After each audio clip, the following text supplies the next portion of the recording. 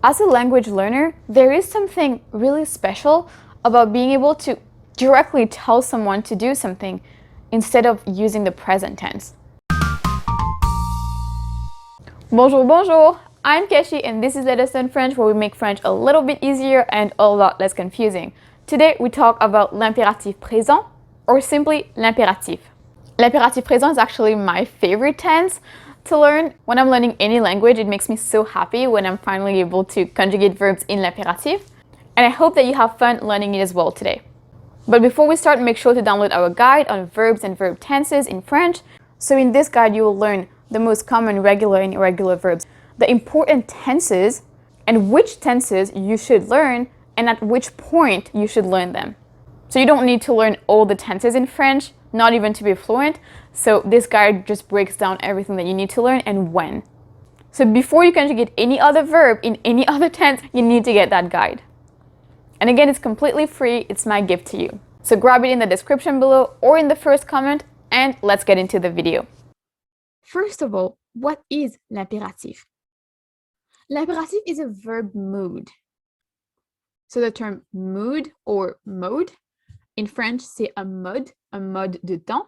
And that term might not be very familiar, but other verb moods include l'indicatif, le subjonctif, and le conditionnel.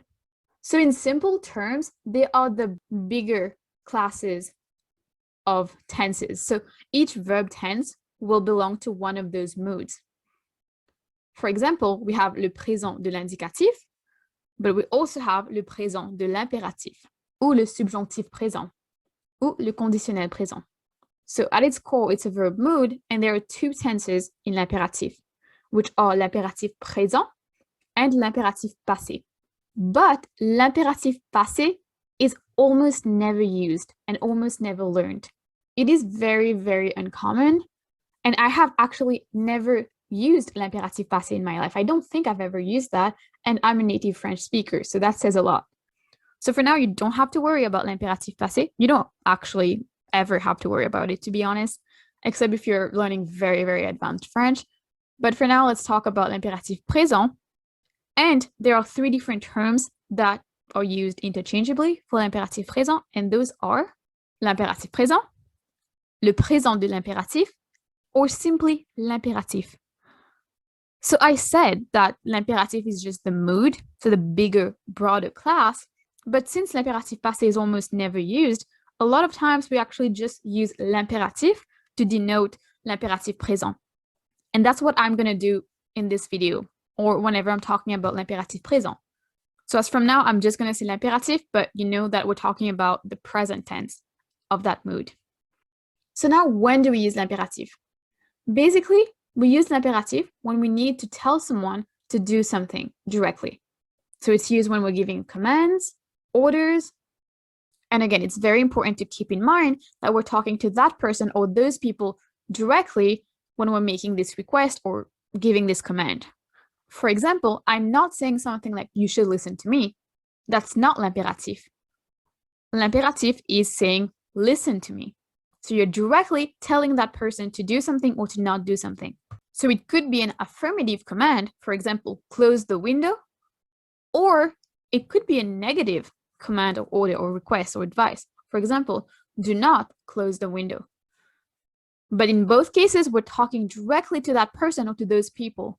So either I'm telling you directly, close the window, please. Even if you add please, it doesn't have to be rude or strict or anything like that. Close the window, please. Or I could say, please do not close the window.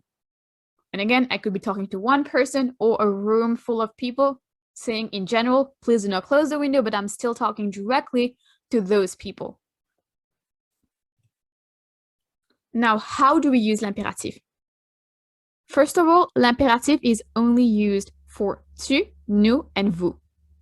So in English, that would be you, us, and you all. But we also don't add those pronouns when we're talking in l'impératif. For example, in English, if we say you close the windows, that's different than saying close the windows. You close the windows, that's l'indicatif, but close the windows, or the window, that's l'impératif.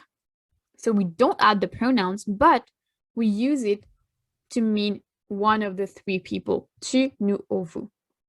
And for nous in English, then it would be something like, let's close the window. Generally for nous, we would add let's do this, let's do that, let's go. So again, it's not used with je, tu, il, elle, or il, elle plural. Now, there are some rules that we can follow for regular verbs, so how to conjugate regular verbs in l'impératif, which are going to make it a lot easier. Rules are nice. In real life, sometimes rules are not that nice, but when we're conjugating verbs, rules are nice. They are our friends. Because if we know that there are certain rules, we can just follow those rules and are able to conjugate a lot of verbs already. But obviously, just like not everyone follows rules in real life, not every verb also follows rules in French or any other language, really. So there are irregular verbs and sometimes very important irregular verbs that you learn to conjugate in any tense, but here, l'impératif. And we'll talk about a few of those verbs today. Let's start with the rules. For group 1 verbs, le présent de l'indicatif and le présent de l'impératif are actually very, very similar. So to conjugate a verb in l'impératif, what you do is conjugate it for l'indicatif first, for tu, nous, and vous. And remember, it's only tu, nous, and vous. So for example, for the verb chanter, that would be tu chantes, nous chantons, vous chantez. And that's l'indicatif, le présent de l'indicatif, or the present tense like you know it. That's the most basic verb tense, and you probably know it already since you're learning l'impératif. Usually people start with le présent de l'indicatif. Tu chantes, nous chantons, vous chantez. Now remember that we said that for l'impératif, we don't add the pronouns. So just remove the pronouns and that would be chante, chantons, chanter. But if you notice, for tu, in le présent de l'indicatif, there's an S at the end, but for l'impératif, there is no S. Actually, it's kind of like il, elle chante. So yes, that's something you have to keep in mind that makes it a little bit trickier, just a little bit, but you'll get used to it. For nous and vous, it's the same thing, just like le présent de l'indicatif. But for tu, for group 1 verbs, you have to omit the S in l'impératif. Again, in other words, it's like il ou elle chante. So chante, chantons, chanter. And if you're speaking in French, then it doesn't really matter whether you remember that rule or not, just because it sounds the same. Tu chantes, chante. It sounds the same. But if you're writing it, so whether you're doing it at school, you have an exam, or you just want to learn the correct grammar for it, then yes, tu chantes has an S, but l'impératif chante. So if you're telling someone to chante, then there's no S. Group 2 verbs are easier. So group 2 verbs are verbs ending in IR, and they're just the exact same thing like le présent de l'indicatif. Tu finis becomes fini. Nous finissons becomes finissons. Vous finissez becomes finissez. Obviously, we don't add the pronouns, but we don't change anything. You just need to learn how to conjugate it in le présent de l'indicatif, and you'll be able to conjugate it in l'impératif. So that's the simplest, and I know it makes us happy when it's simple. Now, a lot of verbs ending in RE follow a certain rule as well. And that rule is the same as those ending in IR, which is that it's the same thing for tu, nous, and vous in le présent de l'indicatif and l'impératif. For example, vendre, tu vends, nous vendons, vous vendez becomes vend, vendons, vendez. For example, vendons notre voiture. Let's sell our car. That's a little summary of what we covered so far.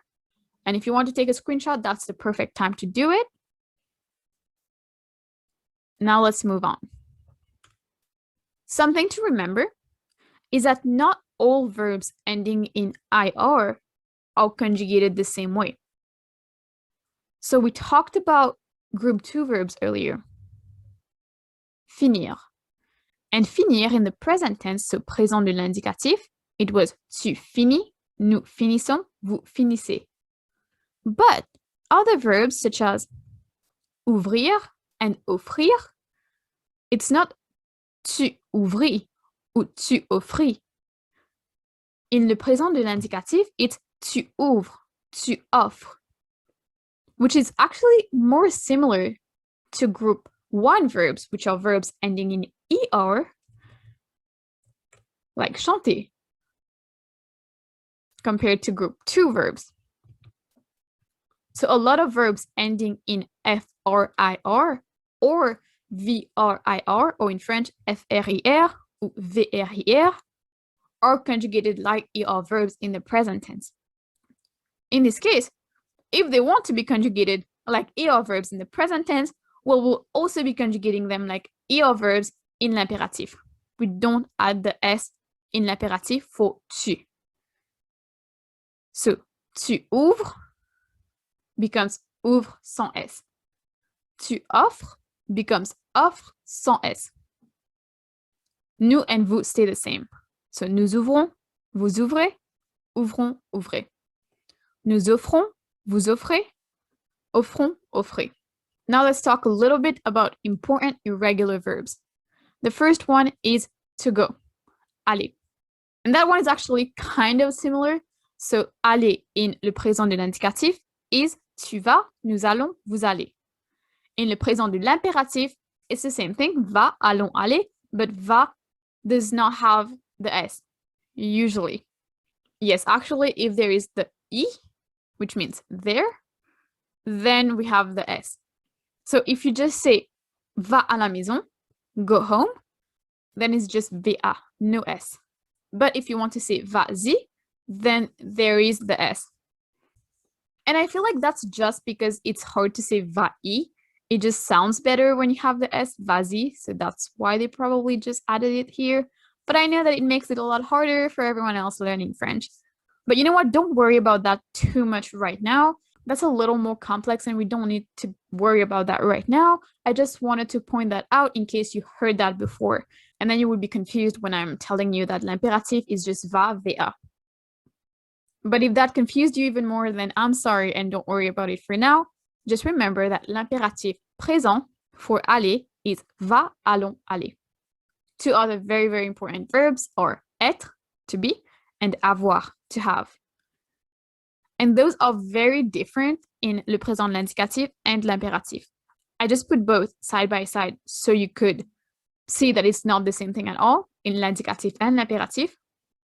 And actually, for those two, instead of following l'indicatif, it follows le subjonctif. So le subjonctif of the verb être is que tu sois, que nous soyons, que vous soyez. And then l'impératif, soit, soyons, soyez, is from that. But le subjonctif is a more complex tense or mood, so we're not going to talk about that, and that's why I didn't put it there in the table. For now, you can just memorize l'impératif for those two verbs, and it's very important that you learn them because they are very, very common verbs. In French and in any other language, really, to be and to have are two of the most common verbs and important verbs in any language. So, le présent de l'impératif for être, as I said, is soit, soyons, soyez. And for avoir, it's et, ayons, ayez. For example, you could say, sois prudent, so be careful. Or, ayez un peu de patience, have some patience. Or, ayons un peu de patience, let's have some patience. Now I want you to test yourself. And really, do not skip over this. This is very important to make sure that you really understood the material. So I'm going to give you a few sentences in l'indicatif, so le présent de l'indicatif, and you need to convert it to l'impératif ou l'impératif présent. So this one is, tu manges ta pomme. You're eating your apple. How would I say eat your apple? And eat your apple is mange ta pomme. Mange ta pomme. Notice that we don't add the s anymore because it's an er verb, group 1 verb. So for tu, we don't add the s. The second example is vous finissez vos devoirs. Vous finissez vos devoirs, which is you or you all finish your homework. Now, what is finish your homework in l'impératif? And that's finissez vos devoirs. And that's a group 2 verb, finir. So, vous finissez becomes finissez. Nous choisissons nos sièges. So we choose our seats. What is let's choose our seats? So that's choisissons nos sièges. So for nous and vous, there's usually no change between l'indicatif and l'impératif. So choisissons, nous choisissons. The change is really generally when there's the tu, when in some cases you add the s and others you don't. Usually for nous and vous, it's simpler. It's just the same thing. When there's rules, of course, so like group 1 and group 2 verbs. The next one is vous êtes prudent. So you are careful. What is be careful? Here we're using vous. So that's soyez prudent. Be careful. Tu arrêtes de fumer. So you stop smoking. What is stop smoking? Arrête de fumer. And lastly, tu vas à la plage. You are going to the beach. What is go to the beach? Va à la plage without the S. So let's recap. So first of all, l'impératif is used to give an order, a command, an advice, to make a request, basically to tell someone or a group of people to do something. So you're talking to them directly, telling them to do something or to not do something. And it's only used for tu, nous, and vous. But remember that we don't actually add the pronouns when we're using l'impératif.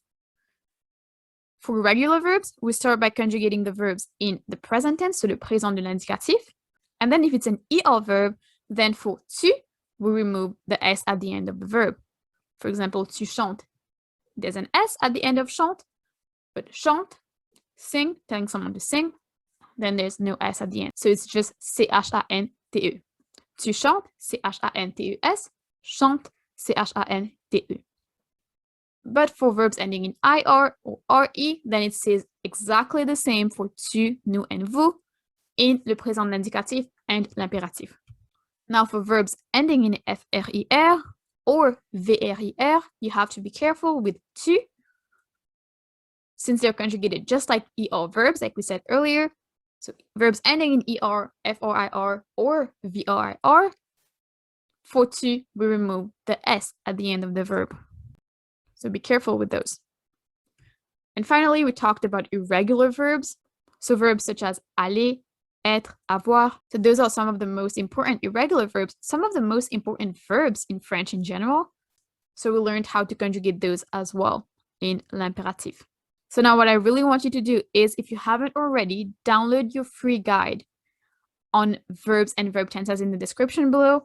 In this guide, you will learn the most common regular and irregular verbs in French, but also the different verb tenses, and just like l'impératif passé that we really never use ever, there's a few other verbs like this, not verbs, tenses like this, that you need to know about so that you don't unnecessarily learn them. So this guide will tell you what those tenses are and which tenses you need to learn, and also when you need to learn them. So this guide will really make things a lot easier for you. So make sure to grab that in the description below. If you have any questions whatsoever about l'impératif, definitely ask me in the comments below, and I will reply to your comment and answer your questions. If you got value out of this video, please give it a big thumbs up and share it with your family and friends who also want to learn French. As a thank you, here are 2 other videos for you. Enjoy. Thank you so much for watching until the end. Have a beautiful day, and I'll see you next Sunday. Take care.